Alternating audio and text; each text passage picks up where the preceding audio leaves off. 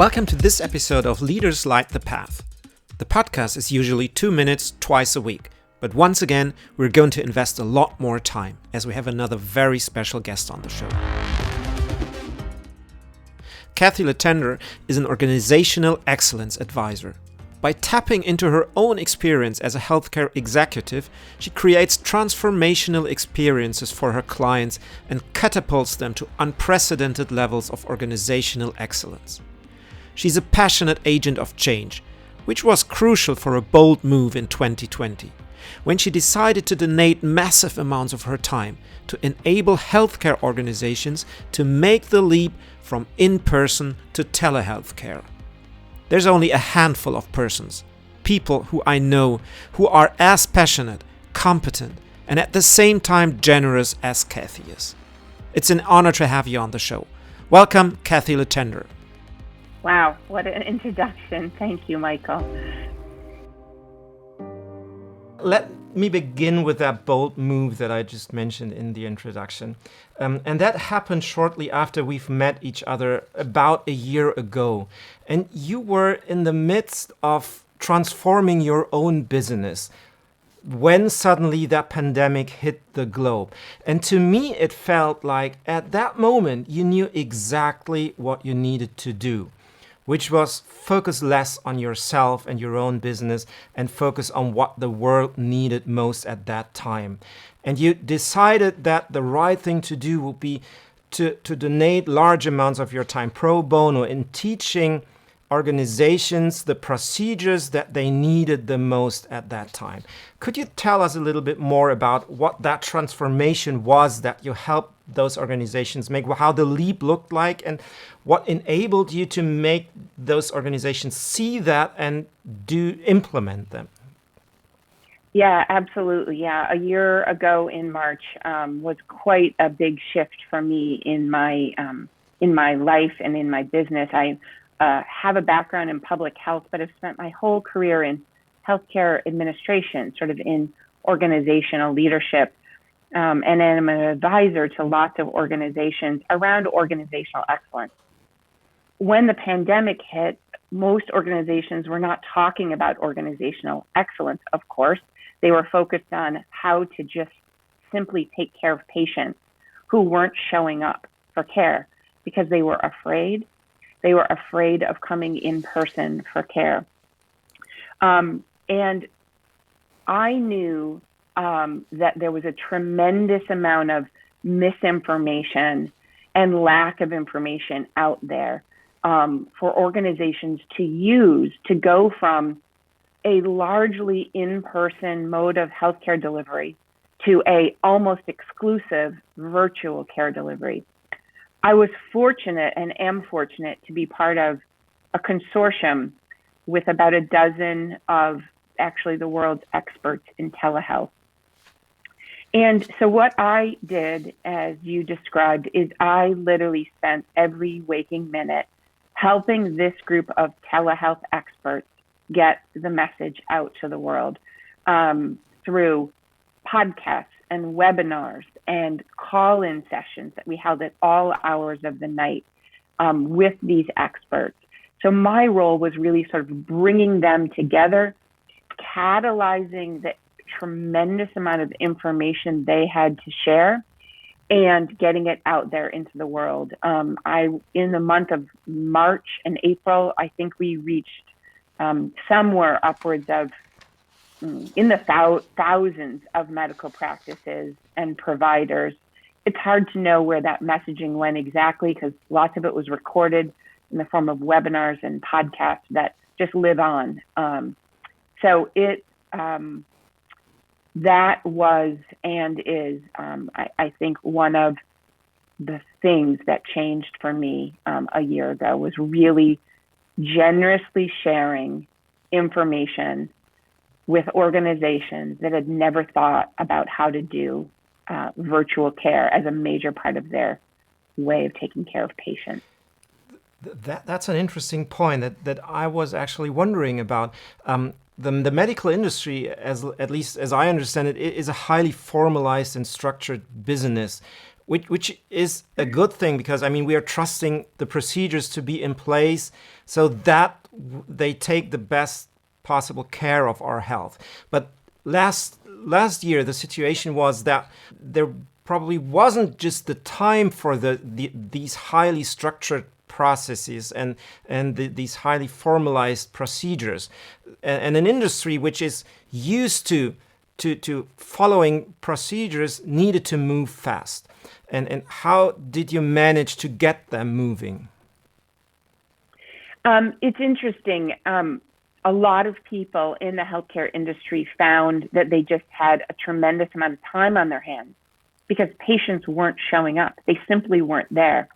I remember a client I was working with and my colleague Christian was working with, and literally on a Wednesday morning, the medical director walked into a meeting and said, "The waiting room is empty at 10 o'clock on a Wednesday.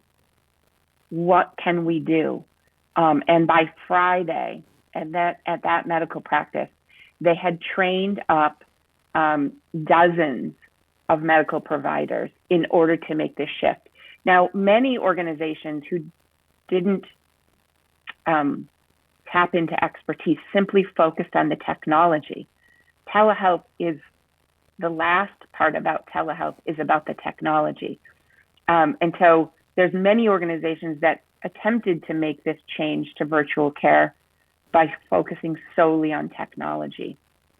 The real essence of doing telehealth well is about focusing on the workflows and provider training and patient support.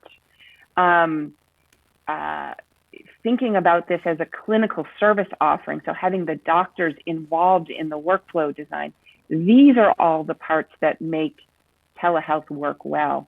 And I think this year has really shone a light on the organizations that simply approach telehealth from a tech-only point of view. And they're the ones that are saying, we're going to give that up as soon as possible, versus the organizations that saw this as a way to provide extraordinary health care, not just as a stopgap measure. So yes, they stood up the technology quickly, but they quickly added the workflow design and the patient support and the check-ins with patients prior and after the telehealth visits. And so importantly, helping the doctors and the nurses feel comfortable on camera to still make a meaningful connection with patients. Yeah, that's an important factor because that's probably a point that's often underappreciated in the work of doctors, that communication is a huge part of their job. And the way they communicate with their patients is a huge building block in how patients find the trust in the doctors and in their care, which gets a lot harder. I mean, in a time where everyone is a bit uncertain because nobody knows what the pandemic will bring long term, but also in that new form of interaction where we don't sit in the same room, but where the doctor is just an image on my computer or even on my phone. How can that trust relationship be transferred in that new environment, that unusual way of making patient care happen? There's a couple of parts that come to that. I mean, one is addressing the concerns of the physicians upfront, acknowledging that this is different, and helping to support them to make this transition through personalized individual coaching and training. It's 15 to 30 minutes of spending the time to help them to understand the importance of occasionally looking into the camera. Taking the time for that personal conversation before and after the visit. All of those pieces supporting the providers to understand how to take what they're incredibly good at and do it in a virtual fashion. Again, organizations that just quickly made this transition without listening to physician concerns without providing training, it's not too late. These are many of the organizations that my colleagues are working with now to really optimize, to circle back, to say, yes, we started this quickly, but here's how we can now formalize and make you more comfortable. The third part that I would mention is around the patient piece. Organizations that have done this well don't expect the physician to troubleshoot the tech issues that a patient might experience getting onto the telehealth visit. So having staff that is in advance of the appointment, reaching out to the patient, making sure the patient has good lighting and has a good connection, and they try it out in advance. We call it the tech check, but getting all of that set before the visit so that the physician just walks in the room, if you will. The patient is there, the patient is comfortable, the patient has worked through these challenges. I can remember a physician group we were working with, and the doctor saying to us that in her organization, they were expecting the doctors to do all that tech troubleshooting. Not a good use of their skill set, and just creates anxiety at the start of that visit. It takes away that relationship-based care. Yeah, you're painting that really vividly, that shift from a technology problem to a problem that actually sees the humans using that technology, sees the needs of the doctor, sees the patient that's faced with a different and probably difficult environment for them, sees the staff and the organizational procedures that are required to make that system run smoothly in a time and environment where everything else isn't going smoothly. Empathy seems to play a major role in the consulting that you are doing in that area. Absolutely. And my colleague Christian, who I collaborate with on many projects, he talks about how this is really about change management. It's helping the staff and the physicians and the patient to work through this major change, this major overhaul of healthcare delivery. And I believe the pendulum will swing back again, where the really high-performing healthcare organizations will find a really critical blend of in-person and virtual care. They won't go back to the old ways because they've seen the benefits for their patients to be able to do a virtual visit for certain types of care. For instance, the no-show rate, a lot of medical appointments, there's a pretty high no-show rate, patients that don't show up for the appointment. Well, you can imagine the no-show rates for virtual visits is remarkably lower, because now I don't have to make arrangements for childcare and leave work and drive, 30 minutes each way, either in a busy city or across the rural America, right? My visit is the visit, 15 minutes, not a 2-hour endeavor for me as the patient. Absolutely.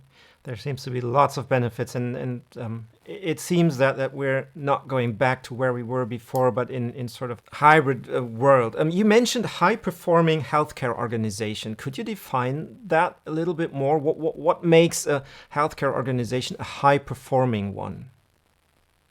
Yeah, so my work in organizational excellence, this is really the realm that I've worked in for the last number of decades.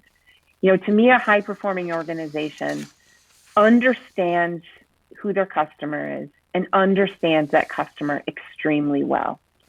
And their work focuses on providing the greatest benefits to their customers. So they're outward-looking, not inward-looking. High-performing organizations also are those that when they set plans or set priorities, they consistently implement them. Right? There's so many organizations that develop plans, and some small fraction of those plans ever come to fruition. High-performing organizations set a plan, they execute it, and they watch the results. They see it in the numbers. And I would say the third hallmark of a high-performing organization is one that knows with metrics, knows with numbers how well they're doing. Right? It's not just what do I think we should do, where do I think we should go, but they are fact-based in setting priorities, in monitoring results, and ensuring plans and improvements lead to actual change in those key metrics. Those are a few of the hallmarks of high-performing organizations. And again, coming back to whether it's implementing telehealth or completely changing your organizational leadership structure or designing and implementing a new service, high-performing organizations hit the mark on all these aspects. I guess it's quite easy to see how in chaotic times, and I guess much of last year qualifies pretty much as chaotic times, how those principles of organizational excellence that you've mentioned, the focus on the customer, what does the customer need, particularly in that difficult times, a meticulous focus on the priority and the capability of to be able to measure how we're doing and what we need to change to make the best possible service. How organizations who have that in place are much better positioned to face those difficult times, but not all were, and a lot of organizations didn't have those practices in place. Could you probably give some hints or tips or a few thoughts on some techniques or effective steps, so sort of the low-hanging fruits that an organization can take to better prepare themselves for times like these or deal with a situation when it comes up? Absolutely. I mean, I think first and foremost is taking the time to reflect and learn from what just happened, and then integrating, I'll call it disciplined approaches in the organization going forward. My favorite client has been a client of mine for 8 years, the CEO. I mean, in this past year, they have implemented more of their strategic priorities in half the time. So they have already fully accomplished their year's worth of action items at an accelerated pace. You know, many organizations that I talk to, like, they put everything on the back burner. This CEO had the process in place, had his leadership team fully aligned, has managers and leaders at all levels fully understanding how to develop plans and implement plans, and has measurements in place. Like, all of these pieces, they had been working to put that in place. From last March until now, the amount of strategic implementation that this agency has been able to accomplish, it's mind-boggling. Yeah. And so when we were meeting in November, instead of saying, oh my gosh, should we take a break? Their entire leadership team says, well, what can we accomplish in the next 6 months, in the next year? Just saying that, we've got all the building blocks. We've got measurement. We've got leaders who know how to plan and implement. We continue to support them. We continue to prioritize. We continue to paint a path forward about where we're headed. That's an other interesting... leaders, kind of said, oh my gosh, it's a crisis. Let's go into crisis management mode. Not the CEO. Yeah, that's an interesting connection that you draw to painting the path, because that's what I was was about to ask. I mean, I without knowing that CEO and that particular person, just from listening to you, I just suppose that the way he's managed to focus his organization in that direction wasn't exactly by telling everyone what to do, because he was the know-it-all CEO who commanded his team, and it was also wasn't by providing incentives that tried to motivate the team. But I believe that, or I suppose that he managed to light that path so that everyone in that organization was aligned on that mission and knew themselves what to do without the CEO having to tell everyone what to do. What role does that attitude play in that organization? I mean, you're absolutely spot on. He simply became the cheerleader this year because there was such clarity of, if we're going to, this is a mental health agency, if we're going to continue to reach our clients and our patients, we all know what to do, right? It wasn't there was no need for a command and control structure at all, right? Because they were clear about the need for continuing extraordinary care to their clients.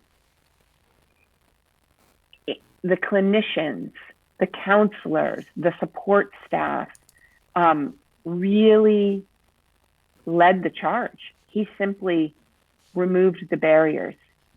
He simply allocated funding when they asked for, we have this particular patient population that telehealth isn't working for. And he went out and applied for grant funding and brought in some simple solutions by listening to some barriers that were preventing some clients from being able to access services. So the path was clear, and he just kept shining a light forward. Because in a crisis, there are some people that do become paralyzed. And so sort of watching and, continuing to signal, no, this is the right thing to do. This is still where we're headed, full speed ahead. And just removing roadblocks on the path, that really became, became his focus. And where did that clarity come from? That was suddenly there, or was there at the right time? I think this is an organization, like many organizations I work with, who spend the time to ensure that they're clear about where they're headed, and they reevaluate that routinely. And they do that through strategic planning, usually. But organizations for whom strategic planning or planning of any sort is just simply an exercise and something that sits on the shelf, that doesn't create clarity. But a robust process that creates the environment where the senior leadership can debate and arrive at a common direction, that paints the path. And that doesn't come through one planning cycle. It doesn't come through one retreat. It comes through the hard work of the senior leadership team debating and choosing both what we're going to do and what we're not going to do. And it's also not coming from a marketing agency that just gives you and hands you over sort of your vision and mission statement that somehow is supposed to just make it clear. It has to come from inside. And that is, if I listen correctly here to what you say, that isn't just luxury time, because you've seen the proof how taking that time to actually reflect and taking that time repeatedly and reflecting upon whether we are still headed in the right direction, whether that is helping you in critical times, in difficult times, to be able to even accelerate, as I learned from that example of yours, because you've not just let the urgent hunt you in the times where there was no urgency, and just let the important stuff being done so that you can focus on the urgent when it is actually urgent. Absolutely. I have this graphic that I use with organizations that I work with, and this particular CEO always has it right over his shoulder on his bulletin board. And it talks about, this graphic shows in high performing organization how leaders spend their time. And in high performing organizations, senior leaders spend about 30%, 1/3 of their time on strategic thinking and execution. Not the norm, but it's not an activity to do occasionally.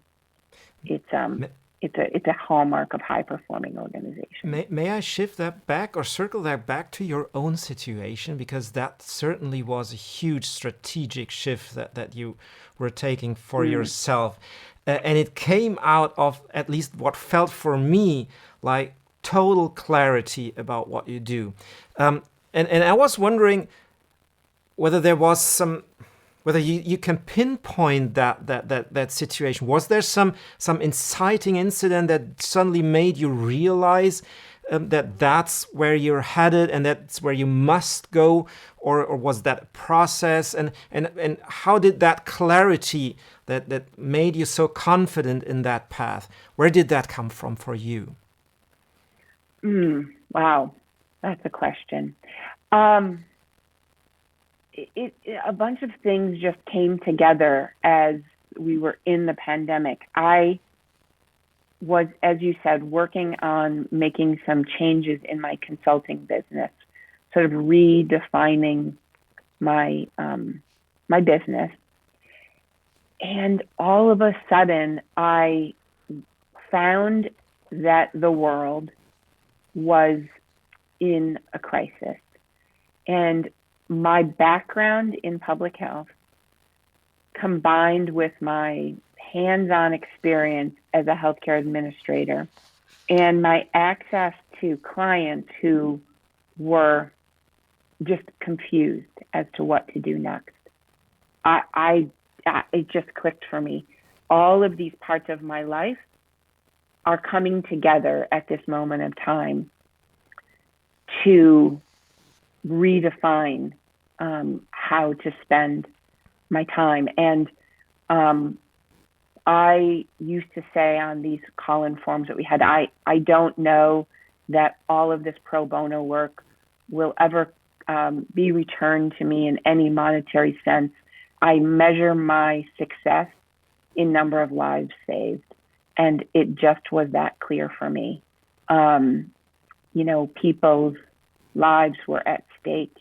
And I had the combination of these experiences in my life where I just knew that I could do something different to save lives. I remember this one evening, it was about 9:00 at night, and we were doing one of these call-in sessions. I had 4 of my colleagues on the call, and there was the CEO of 7 OBGYN practices in the Midwestern United States. And we did one of these pro bono call-in sessions. And at the end, we were going around asking if folks had questions. And he held up this notepad. And he said, after this 1 hour on the call, I know what to do to keep the pregnant moms safe.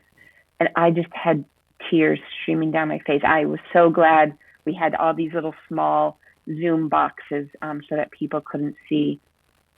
We never worked with him directly, but to think that in 1 hour, because of these free call-in sessions, he now had a plan out of how to keep these pregnant moms safe. Like, to me, that was it just motivated me to keep going. And what a reward that was. I mean, we never know what will come back, but as I told you previously, I'm a big believer in karma, in the sense that the more we give, the more will come back to you in whatever way and whatever unexpected and surprising ways and detours, but it will. But anyway, were there moments of doubt for you or resistance that tried you to hide from that work, or focus on what you were actually working for, or questioning whether you're even entitled for that sort of work? No, I never had doubts. I mean, the only doubts came in is, all my paid client work went away, right? And so I just wasn't focused on that. Organizations weren't hosting in-person strategy sessions and leadership training events, right? So I just had all this time because organizations, many, were putting things on the back burner. And so I never had a doubt in terms of how to spend my time and energy.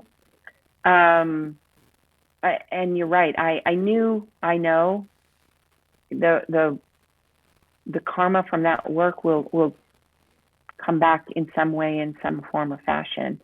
But no, I never doubted it was the right thing to do.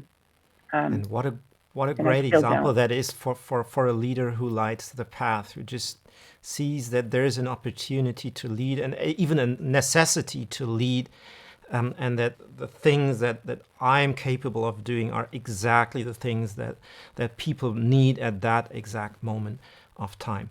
Let me close with one question that I'm really curious about, and that is, what was a leader that lighted the path for you, and in what way would that have been?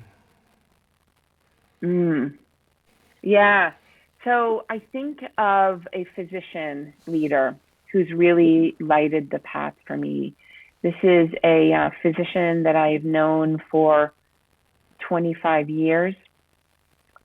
And he is a leader who is constantly looking out into the future. And he has this incredible ability to see things years before they materialize.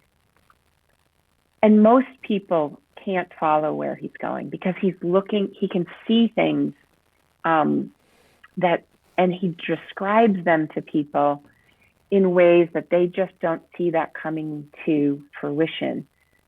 But he's a leader for me who I always stay close to.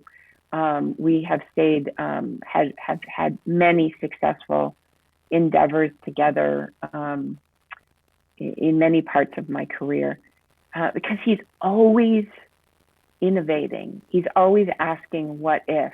He's always seeing possibilities well before other people see them. And so he's a leader that lights the path for me and has really been a light for many people within the community where he works. That's truly inspirational.